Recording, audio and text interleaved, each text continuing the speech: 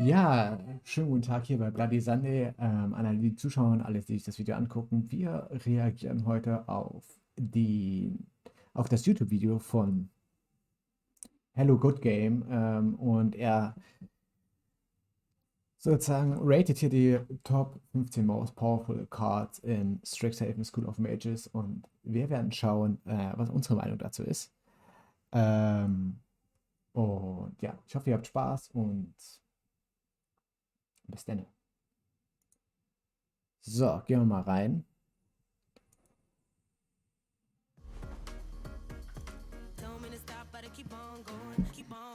Leute, das ist mein Song. Werbung überspringen, okay. Hello again, welcome back, and thank you so much for taking the time out of your day Ist laut. to watch Hello Good Game. Today, we are looking at the 15 most powerful cards within Strixhaven. Okay. In my opinion, and these will be in no particular order, but at this power level, I'm not. Bin ja schon mal kein Freund von vorgefertigten Overlays. Aber nur by the way. Sure they need to be. If you find any value within today's video, it would mean the world to me if you could hit that thumbs up button to show your support. With that being said, let's get into the video and take a look at the 15 most powerful cards within Strixhaven.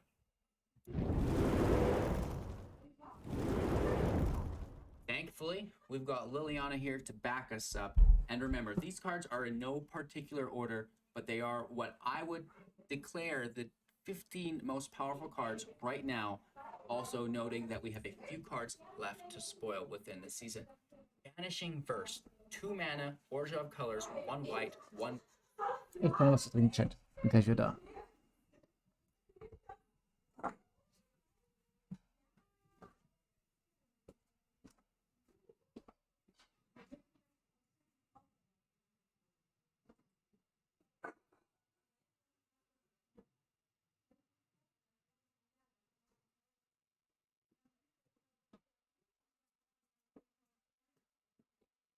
Ich kann nicht noch Energy trinken hier.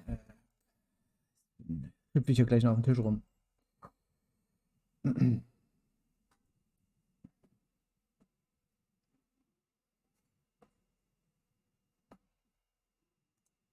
Black, exile target monocolored permanent. Wow. So, at first glance, you're like, well, multicolored decks exist. Yes, they do, but they still run monocolored permanents. For example, I run Esper Garuda. This has Midnight Clock in the deck. Midnight Clock is a monocolor permanent. Okay, gebe ich ihm vollkommen recht. Ist einfach so. Sozusagen, selbst Multicolor-Decks haben Monocolor-Karten.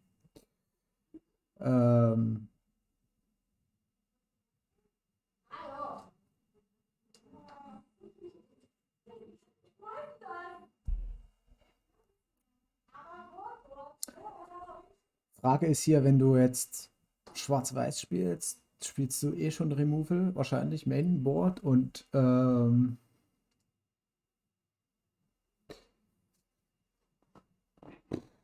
was willst du damit entfernen? Vielleicht Planeswalker oder ein paar fette Kreaturen, aber da könntest du auch normale Removal spielen, die halt meistens nur eine Farbe bedürfen. Aber ja, okay, Exile Target Monocolor Permanent ist halt gut. Das ist einfach gut. Gut Karte. I can now easily exile if my opponent is playing that deck. This goes, across the board. It's at instant speed. We can take care of Shark Typhoon. We can take care of the Great Henge. We can take care of Amber Cleave, the new Liliana. There are so many great cards to use with Vanishing Verse, and I think the control. Okay, Amber Cleave ist ein Punkt. Bei Amber Cleave gebe ich ihm den Punkt, dass er stimmt. Amber Cleave ist halt einfach gut. Ja, okay, die Planeswalker okay, aber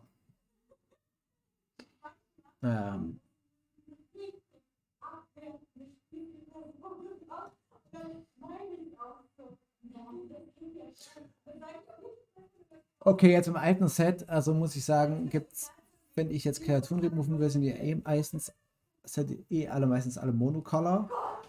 Aber Kreaturen kriege ich halt auch meistens zu 90% weg mit einem. Warum sind die so laut?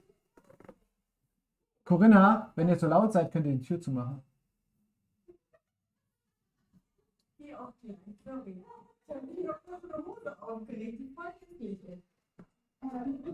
Okay. Schön. Muss ich das Video doch schneiden? Ja, gefällt mir. Ja, also wie gesagt, die Kreaturen in den alten Sets sind alle Monocolor. Okay, gute Karte dagegen. Könnte ich aber auch einfach einen normalen Removal zu 80%, 90% removen. Außer gegen Mono Weiß vielleicht, dass ein paar Counter überall drauf liegt, aber sonst wird, glaube ich, auch normale Removal es tun. Die Frage ist hier, ist das eine bessere Karte als ein normales Removal mit Monocolor? Und ja, okay, es ist.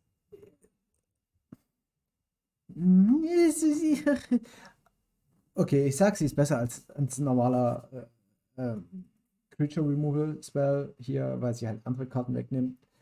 Und dass sie jetzt ein Schwarz, ein Weißes kostet, okay, gibt es mittlerweile genug Duels. Also, da lass uns nicht weiter drüber streiten. Next. Aspect of Strixhaven is looking quite formidable.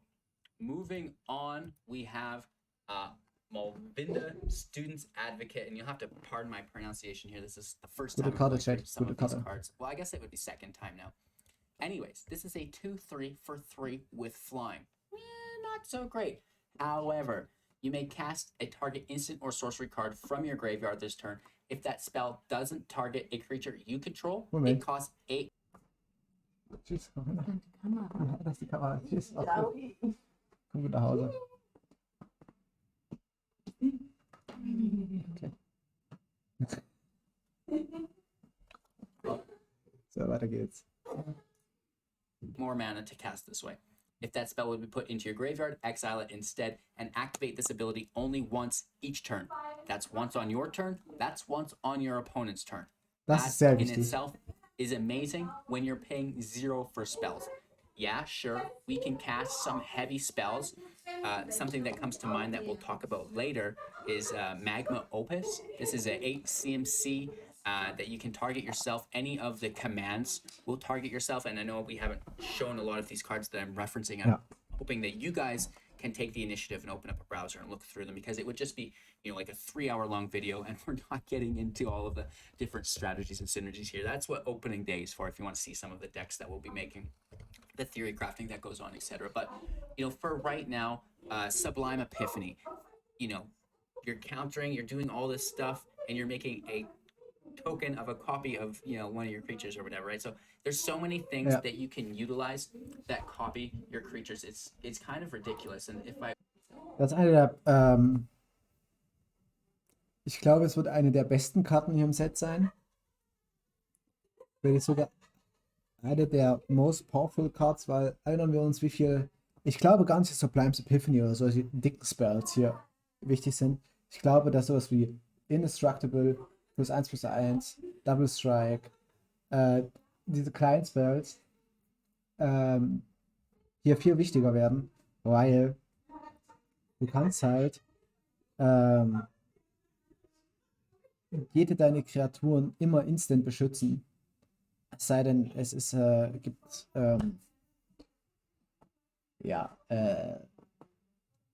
es removed halt Kreaturen, also Board Vibes oder sowas, also die Sachen removen, die es ja nun leider Gottes so, wie die Sand am Meer gibt. Aber sonst ist das hier sehr entscheidend. Ich glaube hier, dass kleine Spells sehr entscheidend sein werden. Und hier White Winnie oder Boros, also ich muss mir die neuen Dinger merken, ich merke es mir schon dann nicht mehr. Ich bin schon vollkommen lost, was Namen angeht. Hier ziemlich stark machen. Also ich glaube, das wird viel entscheidender sein, nur meine Meinung, als fette Spells wie Sublime's Epiphany oder Opus Magnum. Glaube ich eher weniger. Aber gute Karte. Ich weiß nicht, ob das jetzt geratet ist. Ich hätte gern ein Rating noch gehabt von den Karten, aber I open up my notes here that I should post for you guys as well. Chat, wenn er zu leise ist, müsst ihr sagen, ne? Wenn ihr nicht hört. Screen for you guys here. Where are we? Oh, Sublime Epiphany, Magma Opus, Lorehold, and Silver Quill Commands, Semester's End as well. So there's a lot of really cool cards that would be cast for 0 instead of their normal CMC. And one of the most consistent, I think, will be the Magma Opus because you can easily discard it from your hand. You can also use... Moment. Ich muss die Mana-Kosten dafür nicht mehr zahlen? Dann ist die Karte ja insane. Was? Für 0? Ja, you may cast... Ja. Okay, hier steht aber, normalerweise steht da, you may cast Tasche, bla bla bla, without paying its Mana Cost, oder?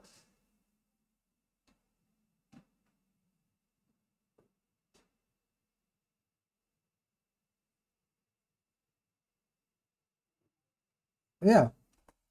You still pay the spell's cost. Doch, steht unten drunter. Also, das geht ja schon mal gar nicht, was er hier sagt. Weil er sagt ja, man kann es easy abwerfen und dann spielen. Aber hä?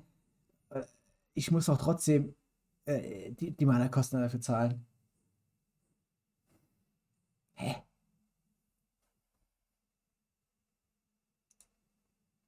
Something like the Season Hallowblade to be discarding. We're going to talk about that in a little bit as well. The Season Hallowblade is really going to shine within Strixhaven, I feel like, through the discard effect, gaining indestructible. So the Student's Advocate, I absolutely love it. Having to target yourself typically is meant to, withhold that power, so you can't just be free casting ultimatums. But, some of those ultimatums, you do target something and, target player on the Jeskai ultimatum, right? Target player draws 5 cards. That's you, right? Sublime Epiphany, counter target permanent.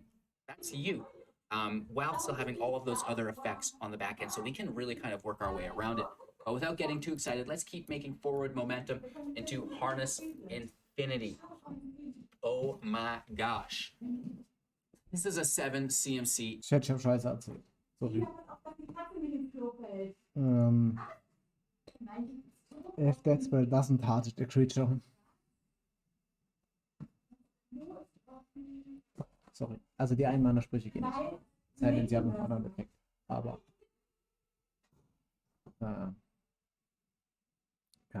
Okay. Ich habe Scheiße erzählt. Sorry. Dann. Was gibt's denn noch?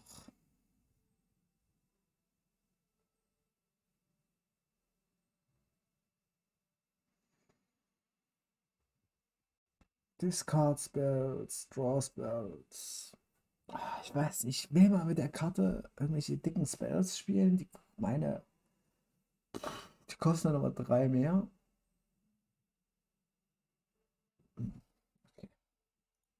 Target something. Schwierig. And target player Und dann ist sie doch on nicht so the gut. Jeskai ultimatum, right? Target player draws 5 cards. That's you, right? This is a 7 CMC instant spell. So, the power value here is insane. The last time I think we seen a 7 CMC instant speed Golgari was Casualties of War. I'm pretty sure it was 7. And, that card blew up the meta for a while. So I've got high hopes for Harness of Infinity. Again, at instant speed, exchange your hand and your graveyard, exiling Harness Infinity. Woof. We see a lot of mill, and you can be gaining a huge hand. Now, there's some downsides to this. You do have to discard your hand at the end of your turn, right? Sure. However, we can mitigate this with Requiem Tower. I can't even say it. Pulling up my notes.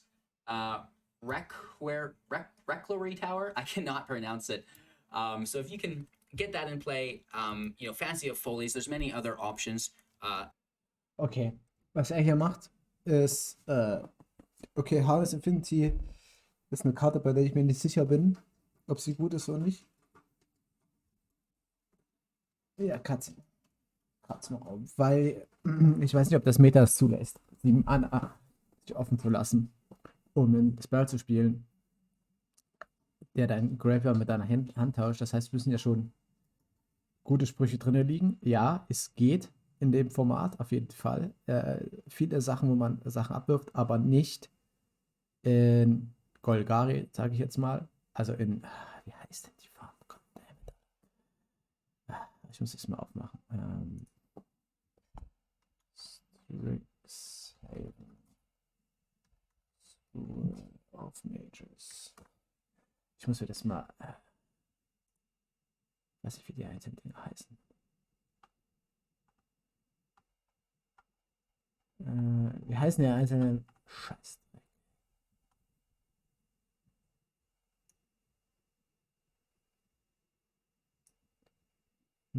Danke dafür.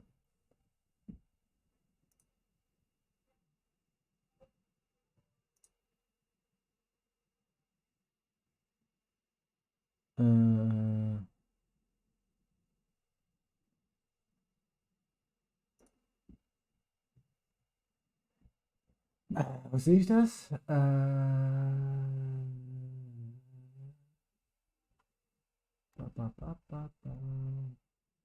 Da, ja, okay. Blue. Ja.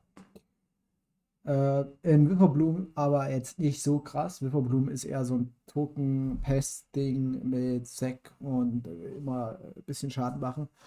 Da weiß ich, wie weit Harness Infinity da reinpasst. Und er sagte ja halt, dass es Möglichkeiten gibt, dass man seine ganze Hand dann nicht, dass man seine Hand nicht abwerfen muss, nachdem man halt die ganzen Karten auf die Hand bekommen hat, indem man dann bestimmte Karten aufs Feld bringt, die sagen, you have infinity hand size. Aber gut, Alter, dann muss ich ja jetzt dann extra nochmal irgendwas spielen. Also, tote Karten, die mir nichts bringen, wenn ich nicht die Karte habe, nicht genug Karten im Friedhof habe, keine guten Karten im Friedhof habe und dann noch, also das sind mir zu viele Mechaniken, die hier irgendwie da sind, damit ich diese Karte spielen kann. Ähm, also ich tausche halt auch, wenn ich, keine Ahnung, 20 Karten im Friedhof habe oder was und habe noch 4 Karten auf der Hand und dann tausche ich halt auch meinen Friedhof gegen meine Handkarten und werfe dann halt den Rest ab von den Karten, die ich nicht brauche. So ein Ding ist das halt, finde ich. Da muss ich nicht extra irgendwas spielen, damit ich die behalten kann. I resolved Seagate as well to give you no maximum hand size. That's what we're looking for. And it's a colorless land, the tower, which I'm struggling to reference here, which will do that effect for you. And, that's great for the deck, or what deck this will be in, of course. And I'm sure we'll see those 2 cards played together. And if we can dodge, Elspeth's Nightmare, any graveyard exile, or like clearing out of the graveyard, that's going to be fire. If you can draw 7 to 20 cards in your hand and not have to discard any, that's going to be an overtime win for you.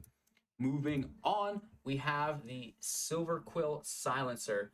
And now I do need to bring this up because it's in Japanese. It's a human cleric for 2. Again, Orgeov colors, 1 black, 1 white. As Silver Quill Silencer enters the battlefield, choose a non-land card name. And whenever an opponent casts a spell with the chosen name, that opponent loses 3 life and you draw a card. So basically, this is helping protect us from everything that we don't like. I feel like it's Hm.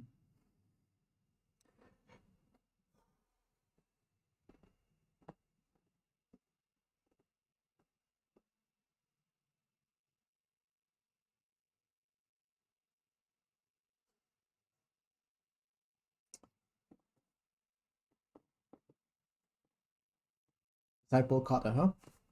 Maybe. Sie kommt halt ins Spiel und du rätst.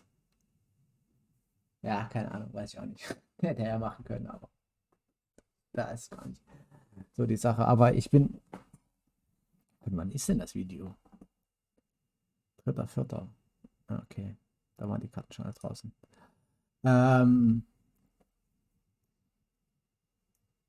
Okay, es ist ein Weiß-Schwarz 3-2. Das 2, ganz viele Karten in diesem verkackten Set haben 2 hinten und sterben einfach an einem Bone Crusher und sonstiges, was 2 Schaden macht. Oder an 3, aber das haben wir dahingestellt. Er ist halt 3-2 und wenn du ihn im Mainboard spielst, rätst du halt in der ersten Runde, was der Gegner auf der Hand haben könnte. Du kannst schon sehen, meistens ja an den Decks, die gespielt werden, also schon an den Ländern, was er spielt und was du halt nicht sehen willst.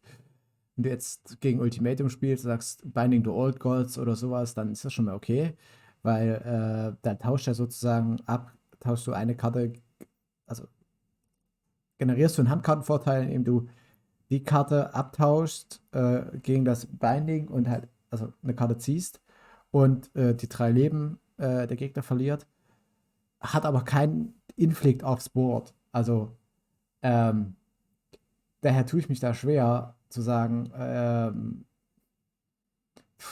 okay,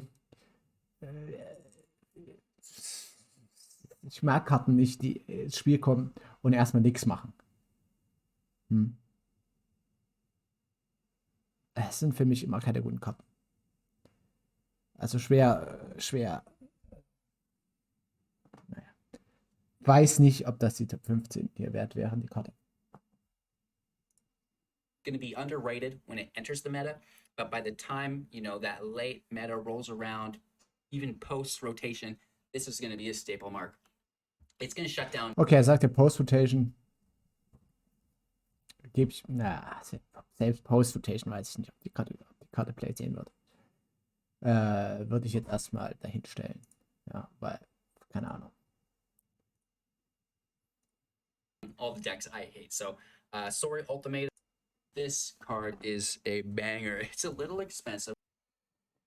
Search your library and graveyard for up to 4 creature cards with different names to each have mana value X or less and raid them. And open and choose 2 of these cards. Shuffle this card. Shuffle the choose. What?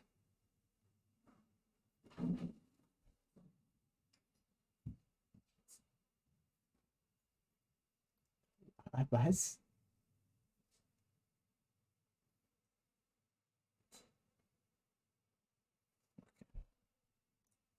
For X +3 at sorcery speed, search your library and graveyard for up to 4 creature cards with different names that each have mana value X or less and reveal them.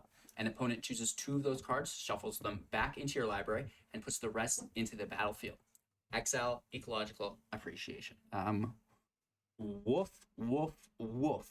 So, for 9 mana, we can pull a Burning Ruin Demon. We can pull the Lorehold Dragon, right? These are massive value creatures to be pulling. Vorinclex as well, Garuda. There's going to be a lot of different combinations that we can use with ecological appreciation that will work incredibly well. Sorcery speed, a bit of a bummer, but that's why Vorinclex has haste, right? That's why Rune Demon and Garuda have the ETB effect, and even the Lorehold Dragon has haste as well, which brings you into another free cast. So, that may be expensive for 9 mana. What's 9 mana in 2021 in MTG, right? Just a ramp button, play 3 land a turn, and boom, there you go. Turn 6, pop off and win the game. So I really like this card. I think it's going to be around a little bit and probably really annoying. Moving on, we have a double whammy of Will, Scholar of Frost, and Rogue. Aufpassen, Chat. Einer der wenigen wirklich guten Strixhaven-Karten, wo ich sage, ja, will ich spielen. And Scholar of Sparks. This card, I think, again, might not be super overwhelming on opening day. People are going to be looking at other things. However, once things settle down, I'm pretty sure this is going to be in some annoying Jeskai decks and is it control decks. Instants and sorceries that you cast cost 1 less to cast on each of the planeswalkers. Again, this is an MDFC, so we get to choose which enters play, which is cool because we can run 4 of a kind, not worry about the doubles, and then just, we get to play 1 of each. That's great. Those sorcery reductions will stack. So if we get both of them in play, 2 less to cast, which will be pretty cool. Will has a +1 to give up to 1 target creature base power and toughness 0-2 until your next turn. This will just shut down your opponent's attackers so they can't attack you. -3, draw 2 cards, -7, exile up to. Okay, bei der Rowan sehe ich es halt so, dass ist okay, aber du willst eigentlich immer den Will spielen, weil der protectet sich halt auch selber. Kind of, zumindest. Du ziehst 2 Karten. Das heißt, du legst eine Karte hin, ziehst 2 Karten und hast auf jeden Fall, wenn der Gegner kein Lethal hat auf dem Board, auf jeden Fall den Attack auf den Will Score of Frost. Ähm,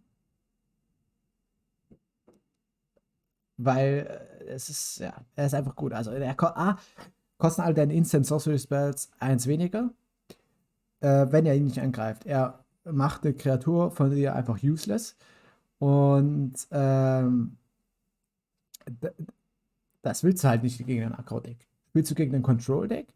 Okay, will halt, macht der erste Effekt halt nichts, aber Draw 2 Cards immer gut und Instant Sorcery Spells, wenn du blau und rot spielst, spielst du viele Instant und Sorcery Spells, kosten alle 1 weniger, das willst du auch nicht. Also der ist auf jeden Fall immer ein Threat, den der Gegner irgendwie vom Board kriegen muss.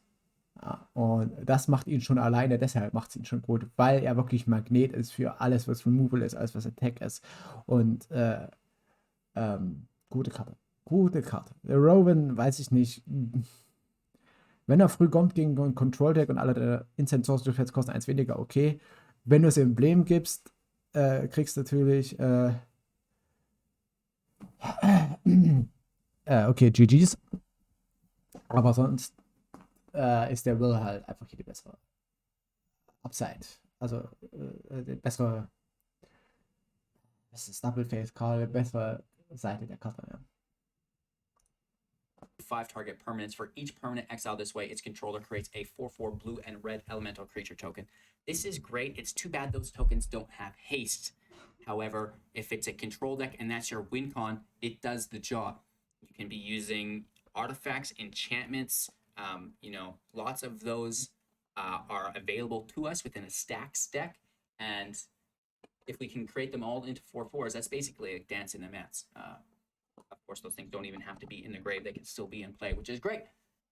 And of course, Rowan's Scholar of Sparks, +1, deal 1 damage to each opponent. And if you've drawn 3 or more cards this turn, 3 damage to each opponent instead. Not great. It's a little bit, just some chip damage. Drawing 3 cards to deal 3 damage, still, even though it's maybe you remove a creature. It's not great. It's there though. And -4, you get an emblem with whenever you cast an instant or sorcery spell, you may pay 2. If you do, copy that spell, and you may choose new targets for the copy. Woof, woof, woof. That's a very good emblem. We've not talked about it yet, but we have a card, Casmia, that can give other planeswalkers her abilities, and we can now use a +2 loyalty, 6 CMC, Magecraft static ability or passive ability. Whenever you cast or copy an instant or sorcery spell, each opponent loses 2 life and you gain 2 life. Wow. That kind of sounds like an emblem ability, but it's just on play immediately. Cool. That can win you games all in itself. +1, I believe. My cursor's in the way. Yeah, +1. You lose 1 life. Look at the top 3 cards of your library. Put 1 of them into your hand and the rest into your graveyard. It's fine. It does the do. It's gonna help you get through your library, and of course you're plussing your Liliana, which is our main objective here. -3. Each opponent sacrifices a creature with the greatest power among creatures that player controls. Just hard removal, still very nice. War ein bisschen Annex-Seite von der ersten Fähigkeit. Also das Magecrafting ist halt richtig gut. Das +1 finde ich halt insane. Es ist halt einfach ein Brainstorm für Lose One Life. Okay, mache ich halt dafür, dass ich eine extra Karte kriege und die mir aus 3 noch auswählen kann. Das -3 ist gut, weil es halt, wenn du halt, zu einem großen Prozentsatz sagst, ich will eine Kreatur vom Gegner töten, ist es immer die mit Greatest Power. Ja. Und okay, -8 würde wahrscheinlich noch was sagen, aber -8 ist wahrscheinlich einfach GG. Ja. You can enter it and remove a creature. If they only had a creature, now you get a free turn to get the plus abilities rolling, which is great. Reestablish some protection or counter magic. And finally, -8, each opponent may discard a card. If they don't, they lose 3 life. Repeat this process 6 more times. Oh my gosh. Last time I checked, 6 times 3 is like what, 18 damage? Ah, sein Popschutz ist cool. Er hat einfach so ein Magic-Symbol hier drauf. Sehr nice. Which is insane. And you know what this combos with? My little friend Vorinclex, which has haste, and I'm sure with that haste trample combination, it's going to get you that extra 2 damage. Again, this being said, your opponent would need an empty hand. Of course, they can discard to mitigate 3 damage of that 18 at a time, but Vorinclex is doing 6, and you know, maybe you've got some damage in already through the early parts of the game. So, you know, I just see that the Magecraft ability for the damage plus the -8, and it's got even just general removal. I think Professor Onyx is a very, very good planeswalker, and we're going to see that all over the place. Moving on, Velomachus Lorehold. Now, we referenced this earlier when we were talking about ecological appreciation, right? Pulling it out with that, which is great because it's got flying, vigilance, and haste. It's a 5/5 for 7 mana if you have to hardcast it, which you can still ramp into the old-fashioned way. Whenever Velomachus Lorehold attacks, look at Die Farben sind awkward für Ramp. Das ist weder schwarz noch grün. Also eigentlich kein Grün. Weil mit, was ist das? Lorehold? Ah, ja, okay. Rampen in 7 Mana scheint mir schwierig zu sein.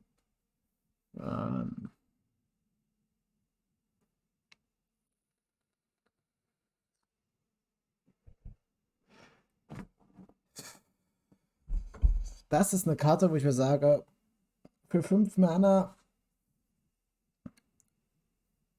hättet ihr auf jeden Fall Play gesehen. Für 6 Mana maybe, aber not safe. Für 7 Mana würde ich sagen, wenn überhaupt, ist es eine Karte, die du einmal im Deck spielst. Aber in einem, also rot-weißen Deck, was vielleicht auch blau, was damit synergieren könnte mit den Farben. 7 Mana Thread zu spielen. What the fuck, Alter. Also klar, es gibt jetzt auch Ramp für Blau und Rot, halt mit dem Discard und das macht den Treasure Token und so, aber das ist 7 Mana Thread, der auch erstmal überleben muss, wenn er angreift. Das heißt, ich spiele für 7 Mana einen 5/5er, der mir einen Spell mit 5 Mana aus den obersten 7 Karten sucht. Okay, Instant or Sorcery Spell.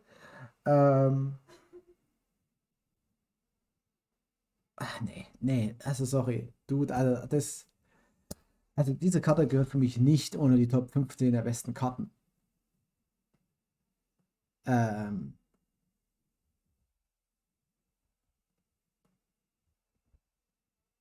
Nee.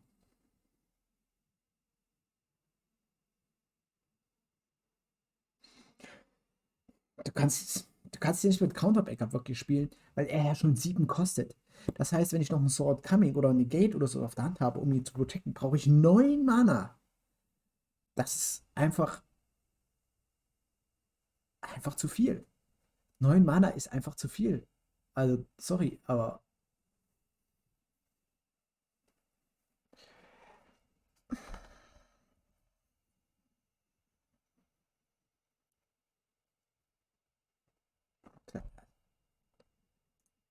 the top 7 cards of your library, you may cast an instant or sorcery spell with mana value less than or equal to Velomachus Lorehold's power from among them without paying its mana cost, with the rest on the bottom of your library in a random order. So it's got haste, it's immediately attacking. You get to drop that ability right out of the gate. This works really good with a couple spells like Return of the Wild Speakers. This is going to allow you to draw 5 cards immediately, refilling your hand. Okay. We also have Rise to Glory, you know, bringing stuff back from our graveyard and into our hand, which is great. And of course, Draconic Intervention, you know, just wiping the field, doing 4 damage to non-dragons. This is just going to be amazing for us as well if we are not worried about our own field. Of course, one of the better ones as well would be the Lorehold command for 5 mana as well, dealing a bunch of shenanigans for us. So, I really like Velomachus Lorehold. I think it's a good creature, and I think, people are going to be trying to break this right away. Moving on, we have another double whammy here within Awaken the Blood Avatar and Exodus Freak Overlord. I'm most excited about the Blood Avatar. It's an 8 CMC sorcery. Very expensive. However, as an additional cost to cast this spell, you may sacrifice any number of creatures. This spell costs 2 less to cast for each creature sacrificed this way. Okay. Each opponent sacrifices a creature. Create a 3/6 black and red avatar creature token with haste, and whenever this creature attacks, it deals 3 damage to each opponent. Nope.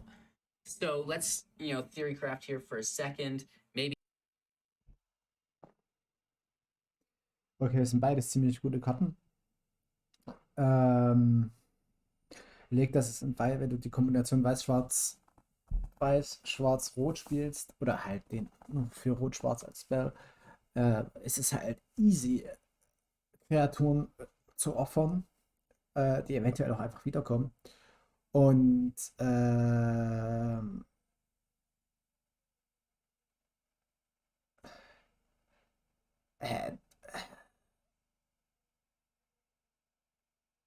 ja, also wenn du 3 Kreaturen opferst, spielst du ihn halt für 2.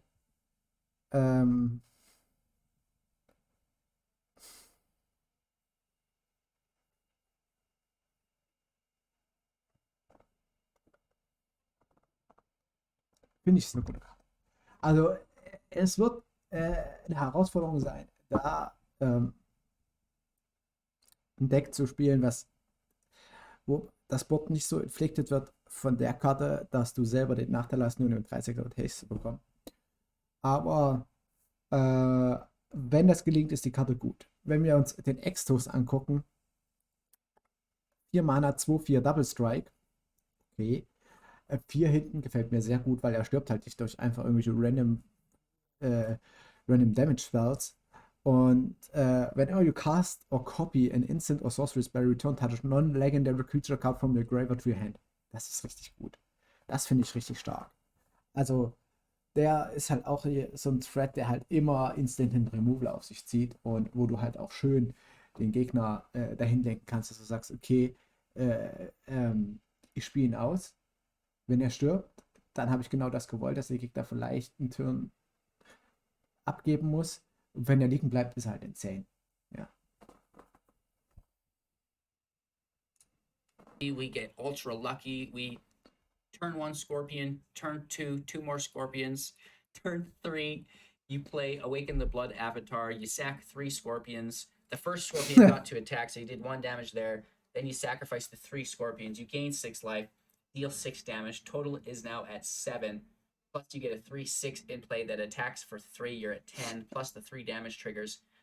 You're now at 13 damage on turn 3. Plus, you're going to have 1 spare mana left over to have some fun with, which is pretty cool. So I think that the Awaken the Blood Avatar, even though it's quite expensive, I think it's going to see play for sure, at least in some of those weird Mardu decks. However, we also have Exodus Auric Overlord for 4 mana. It's a 2/4 with double strike. Base value here is not bad. It's a great target for Maul the Skyclaves. Really, any form of flying or trample will get you there. Of course, menace as well. These are all different types of evasion to get you around your opponent's blockers. It has Magecraft as well, and whenever you cast or copy an instant or sorcery spell, return target non-legendary creature from your graveyard to your hand. The general recursion there is absolutely amazing. And you know what cards we might want to return back to our hand from the graveyard? Oh, I don't know. How about the creatures that we sacrificed earlier on in the game to cast Awaken the Blood Avatar? So you might have these backwards, really. Oh, Awaken the Blood Avatar late game, Overlord early game. No. Flip them around. We want to cast 1 on turn 3, and we want to cast the other on turn 4. Yeah, and then afterwards, instant sorceries. Bring those Scorpions back to the hand, replay them, and maybe we can get some more damage in that way. So I really like both Exodus and Awaken. I think they're pretty cool. I think they're more specific. Allerdings, but, nicht zu vergessen, diese Art von Karten mit diesen Sack-Effekten sind sehr schwer zu spielen. Also das Timing und wie ich welche Karte, wann ich was ausspiele und wie ich was am besten sacke, in welchen Spot, in welche Situation, ist sehr schwer. Also da wird auf jeden Fall eine schwierig zu spielende Karte sein. Ich glaube nicht, dass es ist keine 4 Mana 4/4 Haste Trample Kreatur, ne? So ein Ding ist das. Something a little less specific here and just good all around. The Venerable War Singer, 3 mana, 3/3, Vigilance Trample, already pretty good stats. Whenever Venerable War Singer deals combat damage to a player, you may return target creature card with mana value X or less from your graveyard to the battlefield, where X is the amount of damage that was dealt to that player. Oh my god. So, this may, it's dropped so early and you'll have nothing to bring back and play. My Kidlets. Season Hallowblade. Tap, discard, indestructible, right? And then the War Singer brings whatever you discarded back, whether it be an Alced, a Selfless Savior, Luminarch Aspirant if there's no blockers on the Singer. He could bring a 3/3 back or a 3 CMC. Whether, he could bring a. Das ist eine Karte, die ich auf jeden Fall gerne spielen würde. Easy. Die würde ich wirklich gerne spielen. Weil für 3 Mana Wildlands Trample mit dem Effekt irgendwas zurückzubringen, finde ich richtig stark. Aber finde ich richtig stark, muss ich sagen. Ich habe auch, also Lowhold ist auch einer für mich der Farbkombination, die ich gerne spielen würde, weil es sehr viele gute Karten in Lowhold gibt. Maybe auch Mardu, wie er schon gesagt hat, also mit Schwarz noch. Mal gucken. Vielleicht noch sogar vor Junt. Also vielleicht nach Junt, aber auf jeden Fall, also ist das eine meiner Favorite-Farbkombinationen, weil die haben so viele starke Karten bekommen. Auch Blau-Rot hat viele starke Karten bekommen. War aus irgendeinem Grund nicht so der Blau-Rot-Mensch, aber mal schauen. Skyclave Apparition from the grave back into play for free. So there's some really crazy things that we could do here with the Venerable War Singer. Check mir ein bisschen.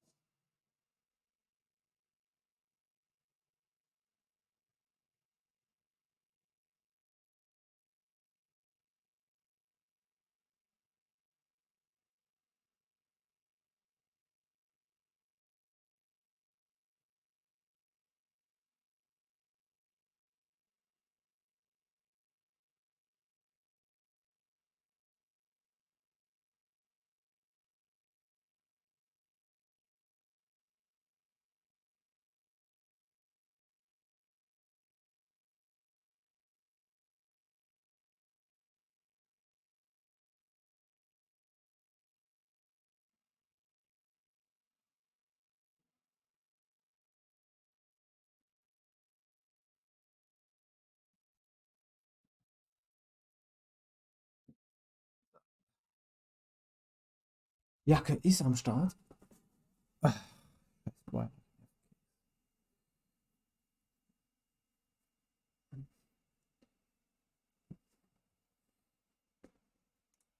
I'm really excited to see how some of this plays out.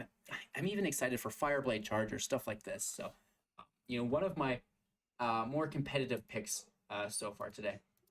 Moving on, we have the Magma Opus for 8 mana at instant speed, dealing 4 damage divided as you choose among any number of targets.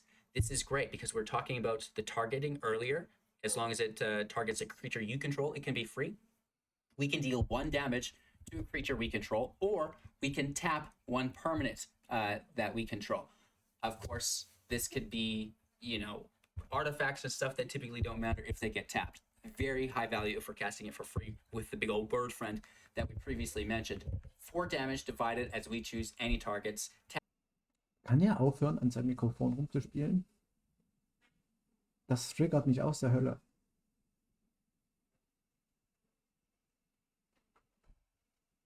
Hat er das andauernd? Macht er das? As we choose any targets, tap 2 target permanents, create a 4/4 blue and red elemental creature token, and then draw 2 cards. Wie hat er sein Mikrofon eingestellt? Ist ja.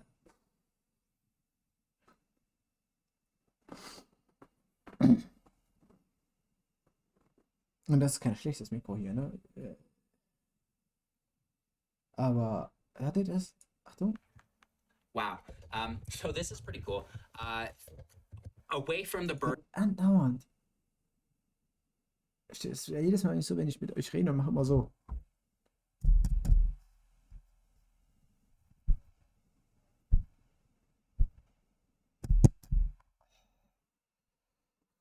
We're casting it for free from the grave, which is amazing because we can discard it for 2 to create a treasure token. So ramping and that. But we also have the beloved, what's it called? Ifrit Flame Painter. The Ifrit Flame Painter is absolutely amazing. And, you know, you can instant speed this. The Ifrit will allow you to cast it for free as well. So check into that cool combo. And, you know, opening day, we're going to be doing a lot of that shenanigans. So, also, das Magma Opus wird auf jeden Fall Play sehen, nämlich mal anschauen, allein wegen dem Discard, Create Treasure Token und wie er schon gesagt hat, mit dem Play for Free aus dem Grave. Und solche Sachen. Bin ich mir ziemlich sicher, dass es Play sehen wird. I love the Magma Opus. I think that's going to see a lot of play. Yeah. Talking about seeing a lot of play, the Wandering Anarch, or Archaic? Yeah, Wandering Archaic, I think. I don't know. A 4/4 creature avatar for 5 mana, a little bit expensive, and we forgot to grab the backside of it, which we'll grab for you guys in a second.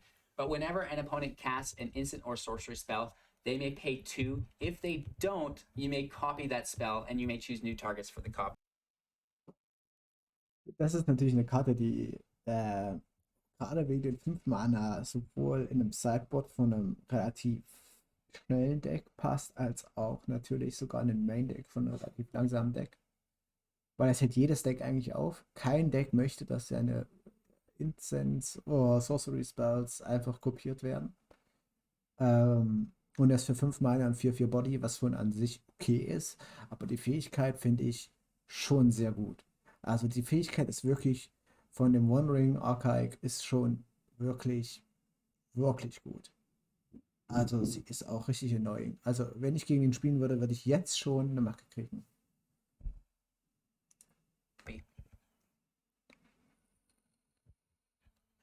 What?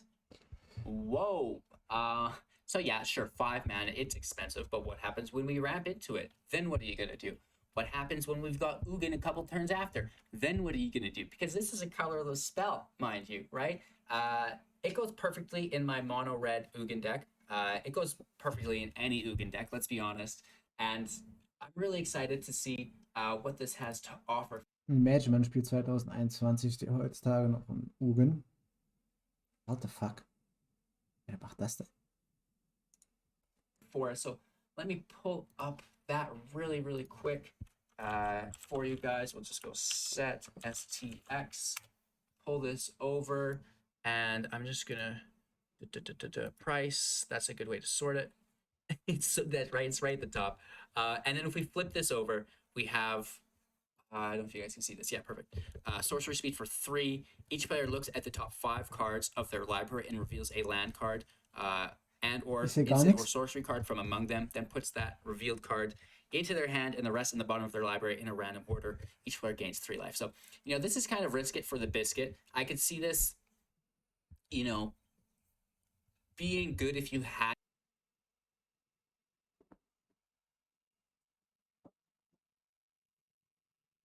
Hat er das Video danach nicht nochmal angeguckt? Oder hat er einfach keinen Bock gehabt, den Part nochmal neu aufzunehmen? Weil ich sehe nichts. Ne? Had counter magic up and you knew that they couldn't do anything, which, you know, brings us right back into countering everything unless they pay to. And so what if we had a control battle with this in play? They play something, we counter it, they have to counter our counter, and now they have to pay an additional 2 to counter that counter, and if they can't, we counter their counter. And this kind of will just replay, and we're just taxing them every single time. Ja. So again, the Wandering Archaic, I think, is a great card, and I'm really looking forward to playing more of that. Quickly pulling up my notes here to see if I had anything else written about the Archaic, because it is, we control the loyalty. Hm. Warum ist der da drin?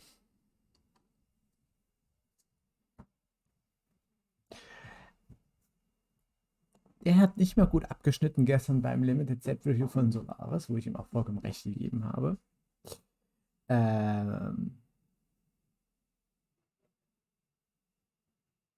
Und wenn ein Planeswalker in einem Limited Set Review schlecht abschneidet, relativ schlecht, weil ein Planeswalker in einem Draft immer schon ziemlich gut ist, dann ist es einfach so, dass er im Constructed halt einfach noch schlechter ist. Und das ist eine schlechte Karte. Also, what the fuck? Also, hä? Gut, ich cry 2 und hab halt vielleicht 4 Damage auf. Aber, na.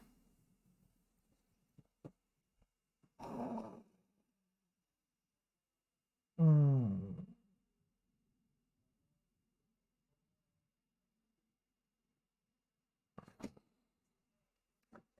Okay. Ich will ja nicht alles schlecht reden hier, ne? Also, angenommen, du fängst an und kriegst ihn Turn 3 oder Turn 2. Am besten Turn 2 aufs Board. Dann ist ja gut. Weil dann hat er 4 Loyalties und dass der Gegner Turn 2, wenn du on the play bist, Turn 2 ihn tötet, ist relativ unwahrscheinlich. Dann ist er gut. Aber alles, sage ich mal, was über Turn 3 geht, wenn du ihn Turn 4, Turn 5 oder Turn 6 erst spielen kannst, ist er für mich ultra schlecht.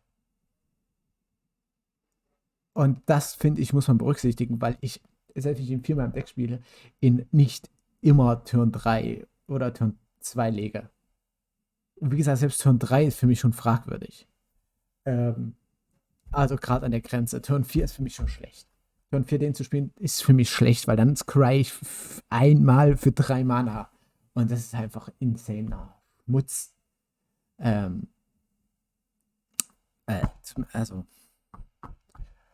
vielleicht irre ich mich auch da, aber die Karte ist für mich nicht unter die Top 15 Karten. Abilities of this card. Müssen wir gar nicht Has me diskutieren. a Enigma Sage plus 2 Scry 1. Now that's the key. Mania. We talked about Magma Opus. We talked about Venerable Warsinger, which I absolutely love. Ja. The Awaken the Blood Ja, Avatar. okay, schwierige Karte, and aber Exodus sehe ich auch Overlord, unter den Top you know, 15. probably not being played in a lot of decks, but in the decks they Sehe ich do gar get nicht played in den with, Top it could be 15 annoying. Karten. Magus Überhaupt nicht. Lorehold. I think this will see play in a lot of decks, and it's going to be a meta breaker for sure. Professor Onyx, you know, this is going to be silly powerful. Also, a lot of these cards are just so good. Rowan and Will, you know, Bei den schwarzen Planeswalker bin ich immer noch am struggeln ein bisschen. Er ist verdammt guter Planeswalker.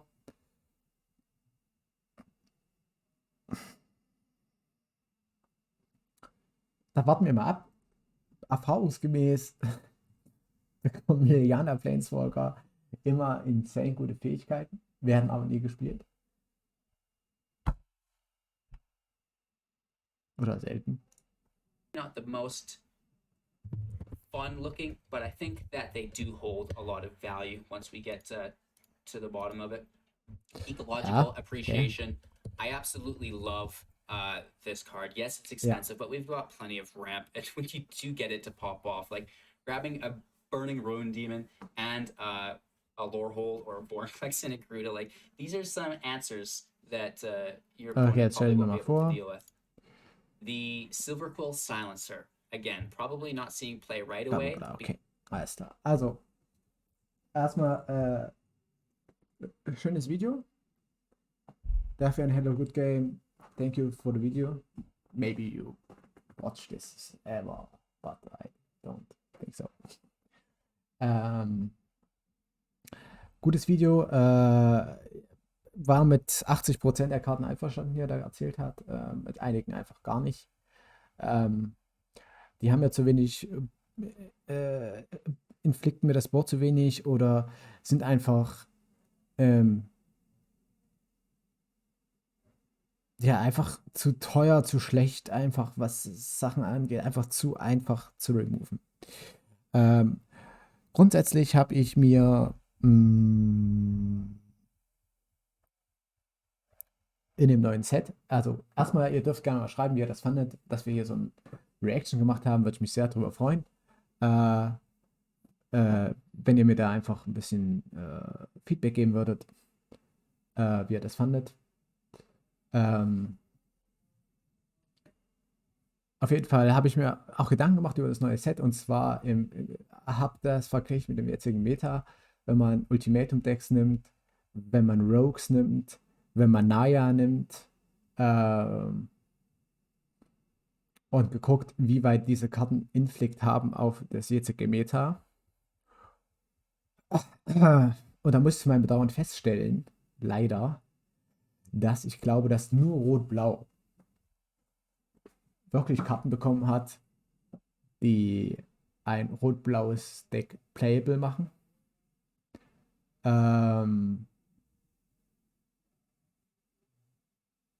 Ich glaube, dass die restlichen Karten gut sind und das Junt, was mir ein bisschen gefehlt hat, es gibt hier noch ein paar grün, ich muss mir den neuen Namen merken, verfickter Mist.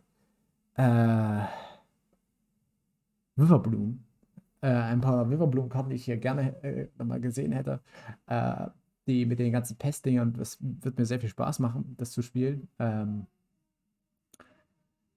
Aber wenn man sieht, Extinction Event oder der ja, der Name ist so zum Kotzen manchmal. Oder der Removal für 2 schwarze, wie heißt es denn? Remove alle Creatures with Mana Cost 3 or less von der Battlefield Graveyard. Und was man halt im Endeffekt gegen die ganzen Removal, die umherfliegen, machen kann, was man gegen Ultimatum machen kann, was man gegen Rogues machen kann oder wie Naya jetzt, da wird es halt irgendwie keine wirklich neue Deckmechaniken, glaube ich, geben. Ich glaube, dass es viele spannende Sachen geben wird, aber ob sie die jetzige Deckmeta übertreffen können, bezweifle ich bis jetzt, weil wenn man es wirklich mit den Decks vergleicht, die gespielt werden, die Karten, die jetzt kommen, machen wenig gegen Ultimatum, sie machen wenig gegen Rogues. Naya bleibt immer noch ziemlich gut dabei, kriegt vielleicht sogar noch ein paar Karten in Rot-Weiß, die das sogar noch besser sind.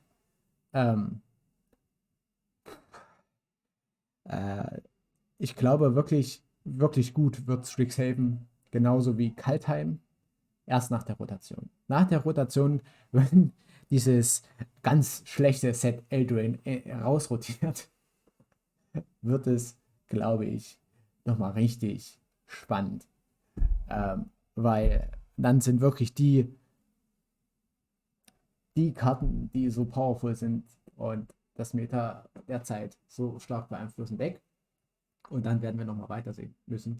Ich glaube, dass das Meta sich derzeit nicht krass verändert. Ich kann mich da auch irren. Wie gesagt, es gibt viel bessere Leute im Deckbau als mich. Und ich glaube, dass es da